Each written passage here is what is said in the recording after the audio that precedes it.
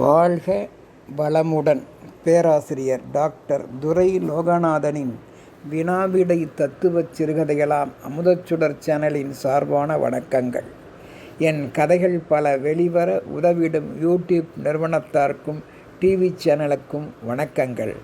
என் கதைகளுக்கு நாளுக்கு நாள் அமோக ஆதரவு தந்து சப்ஸ்கிரைப் மறவாமல் செய்து வருகின்ற ரசிகப் பெருமக்களுக்கும் வாழ்த்துக்களும் வணக்கங்களும்.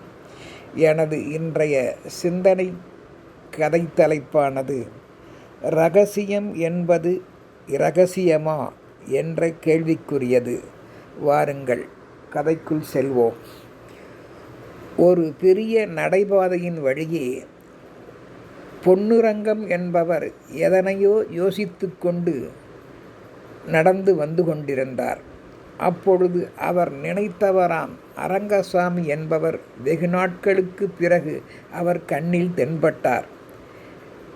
நண்பா அரங்கசாமி, எப்பொழுது வந்தாய்? இந்த அரங்கத்திலேயே உன்னை பார்க்க முடியவில்லையே என்று வணங்கி நின்றார். அவரும் பதிலுக்கு வணங்கி, என்ன பொன்னுரங்கம், நலமா? நலமாகத்தான் இருக்கிறேன், ஒன்றும் குறையில்லை.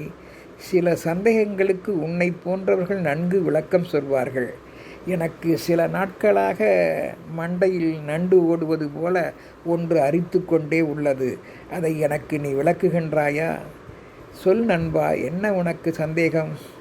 இல்லை, சிலர் தனிமையில் அமர்ந்திருக்கும் போதும் பலர் அவருடன் ஒன்று சேர்கின்றனர். ஒவ்வொரு வீட்டிலும் சரி, பொது இடங்களிலும் சரி, எதையோ கூடி கூடி பேசித்து அப்படியே மனம் வருத்தப்படுகின்றார்கள். சில வேளைகளில் சிரிக்கின்றார்கள், கேலி கிண்டல் செய்கின்றார்கள் அந்த ரகசியத்தை கேட்டு. ஏன் இந்த ரகசியம்? இப்படிப்பட்ட ரகசியம் என்பது வாழ்க்கையில் தேவைதானா? இதுதான் எனது ஐயப்பாடப்பா. அட நண்பா, உனக்கு இதெல்லாம் எதற்கப்பா? நம் வேலை உண்டு என்று போக வேண்டாமா? சரி, பரவாயில்லை. என்னால் முடிந்ததை நான் உனக்கு தெரிந்ததையும் நான் உனக்கு சொல்கிறேன், கவனமாக கேள். சிலர் பேசிக்கொள்கின்ற குசுகுசுப்பு என்பதுதான் கூட்டம் பெருத்தால் குசு குசுப்பாக பெருகிறது. அதுதான் ரகசியம். ரகசியம் என்பது மறைவான மற்றவரின் செயற்பாடுகளை கண்ணுற்று அதை வாய்வழியே வெளிப்படுத்தாமல் இருப்பது, உதடுகள் அசையாமல் இருப்பதுதான் ரகசியம். ரகசியம் என்ற இந்த ஒன்று காக்கப்பட வேண்டிய ஒன்று. அந்த ரகசியங்கள் வெளிப்பட்டால் தவறாகிவிடும். சில வேளைகளில் தகாதது ஆயின் இரகசியத்தால் அந்த குடும்பமே மன உளைச்சலுக்கு ஆளாகி இறக்கவும் வாய்ப்பு உண்டு.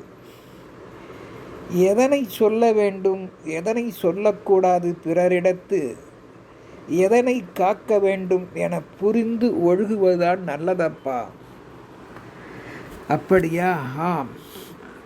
அறிந்தோ அறியாமலோ மற்றவர்கள் செய்த தவறுகளை கண்டவர்கள் கண்ணால் கண்டதை மண்ணால் மறை என்று நினைத்து வாழ்வதே இல்லை. பிறருடைய நடவடிக்கையை கண்டு குளிர்காய்வது, வேடிக்கை பார்ப்பது, கேலி கிண்டல் செய்வது என்பது வாடிக்கையாகிவிட்டது இந்த உலகத்தில். அது தவறான செயற்பாடுகள்தான். இரகசியத்தை பற்றி கூறும்போது அவர்களது குடும்ப சூழல் தெரியாமல் நாம் உளறி வைப்பது மாபெரும் தவறுக்கு ஆளாக்கிவிடும். தவறு செய்பவர் நம்மிடத்தில் அன்பு உடையவராக இருந்தால் மட்டுமே தனித்து அவரிடம் நேரடியாக ஒழிவு மறைவு இல்லாமல் அவர் இரகசியத்தை, தவறை எடுத்து கூறலாம். நல்லவர்களாக இருந்தால் மட்டுமே. நல்லவர்களாக இருந்தால் அவர்கள் திருந்துவதற்கு வாய்ப்பு உண்டு. இல்லையேல் என்னாவது? புரிகிறது நண்பா? மேலும் சொல்கிறேன் நண்பா. இரகசியம் என்பது நமது மனதுக்குள் இருக்கும் வரையில்தான். நம் உதடுகள் அசைந்தாலே அது பாதுகாக்கப்படவில்லை என்று அர்த்தம். நம் வழியே பிறர் பற்றி கேள்விப்பட்டவர்களுடைய வாயும் காதுகளும் சும்மாவா இருக்கும்? இருக்கவே இருக்காது. வாயும் காதுகளும் இரண்டுமே படமெடுக்கும் ஆடிவிடும் பாம்பு போல ஆரம்பித்துவிடும். சீறி பாய்ந்திட. இந்த இரகசியம் என்கின்ற மகுடி ஊதப்படுவதால் பழிபாவங்களுக்கு ஆளானவர்கள் பற்றி பேசவும் கேட்கவும் பாம்பு போல நம் காதுகளும் வாயும் படமெடுத்து ஆடிக்கொண்டே அசைந்து கொண்டே பேசிக்கொண்டே ஒருவரிடத்து மற்றும் அல்லாது தன்னை சேர்ந்தவர்களிடத்தும் இரகசியத்தை கக்கிவிடும். அதாவது அந்த தகவலை கேட்கவும் பேசிடவும் மீண்டும் மீண்டும் பிறரிடத்து போட்டு கொடுக்கவும் ஊருக்கே தெரிந்துவிடும் இந்த இரகசிய வெளிப்பாட்டால். ஊரே இந்த இரகசியத்தை அறிந்து கேலி செய்யவும் கூடும். நம்மால் அடுத்தவர்க்கு கேடு வராமல் வாழ்வதே நல்லது. அப்படி வருமானால் அது கெட்ட கர்மா என்றே சொல்ல வேண்டும். அதிலிருந்து தப்பிக்க நாம் தான் உபாயம் தேடிக்கொள்ள வேண்டும். அதுவும் நல்ல கர்மா உனக்கு துணையிருந்தால் மட்டுமே. நல்லது செய்தால் நல்லதும், தீயது செய்தால் தீயதுமே காட்டிவிடும் நல்ல கர்மா எந்த கர்மாவும். இதனை உணர்ந்த முன்னோர்கள் கூட சொல்வார்கள், உலைவாயை மூடினாலும் ஊர்வாயை மூட முடியாது என்று சொல்வார்கள். கேள்விப்பட்டுள்ளாயா?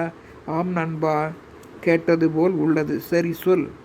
அதாவது நண்பா, அதிகம் கொதிக்கும் மிகப்பெரிய தொட்டியின் கொப்பளித்து மேல் வருகின்ற தண்ணீர் உள்ள அந்த உலையை மேல் மூடியிட்டு மூடிவிடலாம். அதனால் அதன் கொதிப்புத்தன்மை அடங்கி வெளிப்படாது.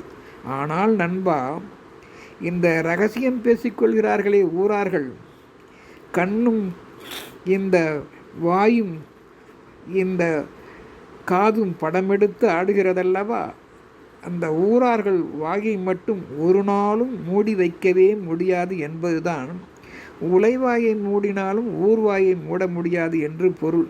இப்பொழுது புரிகிறதா? நன்றாகச் சொன்னாய் அரங்கசாமி. சரி, எனக்கு இன்றைய தெளிவுக்கு உன் விடை போதுமானது. எனவே ரகசியமாக இருக்கும் வரையில் ஒருவருக்கும் நம்மால் துன்பம் வராது என்பதை உணர்ந்து மற்றவரை வாழ்வித்து வாழ்வோம். வணக்கம்.